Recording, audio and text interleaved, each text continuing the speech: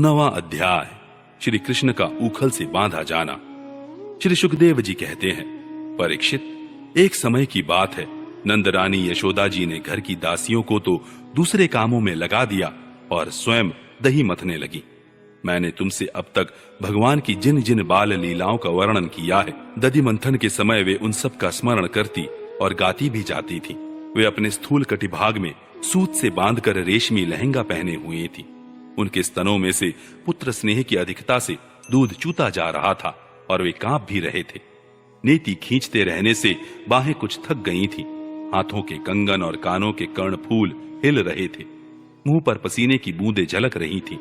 चोटी में गुथे हुए मालती के सुंदर पुष्प गिरते जा रहे थे। सुंदर भौहों वाली यशोदा इस प्रकार दही मत रही थी। उसी समय भगवान श्री कृष्ण स्तन पीने के लिए दही मथती हुई अपनी माता के पास आए। उन्होंने अपनी माता के हृदय में प्रेम और आनंद को और भी बढ़ाते हुए दही की मथानी पकड़ ली तथा उन्हें मथने से रोक दिया। श्री कृष्ण माता यशोदा की गोद में चढ़ गए। वात्सल्य स्नेह की अधिकता से उनके स्तनों से दूध तो स्वयं झर ही रहा था। वे उन्हें पिलाने लगी और मंद मंद मुस्कान से युक्त उनका मुख देखने लगी। इतने में ही दूसरी ओर अंगीठी पर रखे हुए दूध में उफान आया। उसे देखकर यशोदा जी उन्हें अतृप्त ही छोड़कर जल्दी से दूध उतारने के लिए चली गई। इससे श्री कृष्ण को कुछ क्रोध आ गया। उनके लाल लाल होंठ फड़कने लगे। उन्हें दांतों से दबाकर श्री कृष्ण ने पास ही पड़े हुए लोढ़े से दही का मटका फोड़ फाड़ डाला। बनावटी आंसू आंखों में भर लिए और दूसरे घर में जाकर अकेले में बासी माखन खाने लगे। यशोदा जी औंटे हुए दूध को उतारकर फिर मथने के घर में चली आए। वहां देखती हैं तो दही का मटका टुकड़े टुकड़े हो गया है। वे समझ गईं कि यह सब मेरे लाला की ही करतूत है। साथ ही उन्हें वहां न देखकर यशोदा माता हंसने लगी। इधर उधर ढूंढने पर पता चला कि श्री कृष्ण एक उल्टे हुए उखल पर खड़े हैं और छीके पर का माखन ले लेकर बंदरों को खूब लुटा रहे हैं। उन्हें यह भी डर है कि कहीं मेरी चोरी खुल न जाए, इसलिए चौकन्ने होकर चारों ओर ताकते जाते हैं। यह देखकर यशोदा रानी पीछे से धीरे धीरे उनके पास जा पहुंची। जब श्री कृष्ण ने देखा कि मेरी मां हाथ में छड़ी लिए मेरी ही ओर आ रही है, तब झट से ओखली पर से कूद पड़े और डरे हुए की भांति भागे। परीक्षित, बड़े बड़े योगी तपस्या के द्वारा अपने मन को अत्यंत सूक्ष्म और शुद्ध बनाकर भी जिनमें प्रवेश नहीं करा पाते, पाने की बात तो दूर रही, उन्हीं भगवान के पीछे पीछे उन्हें पकड़ने के लिए यशोदा जी दौड़ी।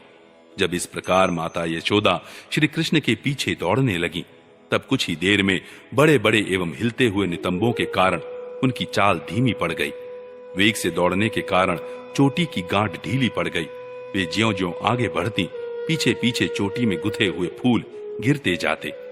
इस प्रकार सुंदरी यशोदा ज्यों-त्यों करके उन्हें पकड़ सकी। श्री कृष्ण का हाथ पकड़कर वे उन्हें डराने धमकाने लगी। उस समय श्री कृष्ण की झांकी बड़ी विलक्षण हो रही थी। अपराध तो किया ही था, इसलिए रुलाई रोकने पर भी न रुकती थी। हाथों से आंखें मल रहे थे, इसलिए मुंह पर काजल की स्याही फैल गई थी। पिटने के भय से आंखें ऊपर की ओर उठ गई थी। उनसे व्याकुलता सूचित होती थी। जब यशोदा जी ने देखा कि लल्ला बहुत डर गया है, तब उनके हृदय में वात्सल्य स्नेह उमड़ आया। उन्होंने छड़ी फेंक दी। इसके बाद सोचा कि इसको एक बार रस्सी से बांध देना चाहिए।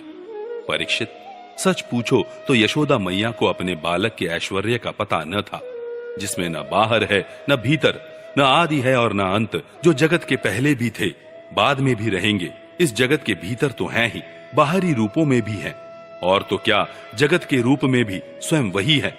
यही नहीं, जो समस्त इंद्रियों से परे और अव्यक्त हैं, उन्हीं भगवान को मनुष्य का सा रूप धारण करने के कारण पुत्र समझकर यशोदा रानी रस्सी से उखल में ठीक वैसे ही बांध देती हैं जैसे कोई साधारण सा बालक हो।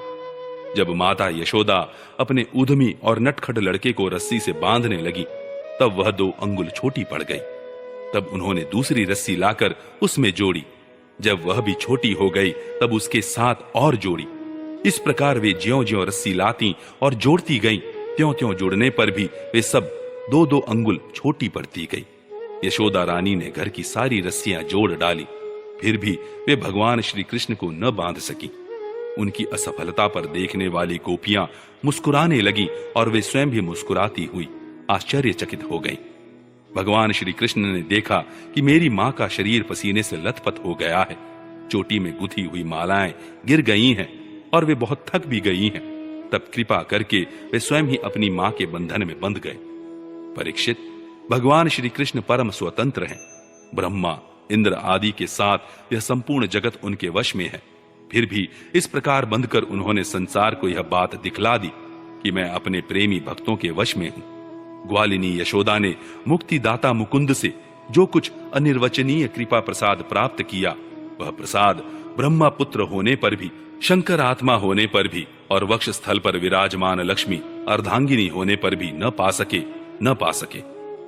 यह गोपिका नंदन भगवान अनन्य प्रेमी भक्तों के लिए जितने सुलभ हैं, उतने देहाभिमानी कर्म कांडी एवं तपस्वियों को तथा अपने स्वरूप भूत ज्ञानियों के लिए भी नहीं है। इसके बाद नंद रानी यशोदा जी तो घर के काम धंधों में उलझ गईं और उखल में बंधे हुए भगवान श्याम सुंदर ने उन दोनों अर्जुन वृक्षों को मुक्ति देने की सोची, जो पहले यक्षराज कुबेर के पुत्र थे। इनके नाम थे नलकूबर और मणिग्रीव। इनके पास धन, सौंदर्य और ऐश्वर्य की पूर्णता थी। इनका घमंड देखकर ही देवर्षि नारद जी ने इन्हें शाप दे दिया था और ये वृक्ष हो गए थे।